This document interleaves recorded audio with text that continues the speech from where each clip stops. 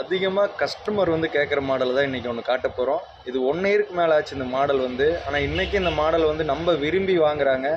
அது ஏன் அப்படிங்கிறத நீங்களே பார்த்துக்கங்க. ஸ்டீல் பேட் SBI 20 ஃபுல் ஸ்பாய்லர், நல்ல பெரிய ஸ்பாய்லராக பேக்கில் கொடுத்துருக்காங்க. இதுதான் ஸ்டைலு. அது போக வந்து பார்த்திங்கன்னா 3 வைசர் மாடல்.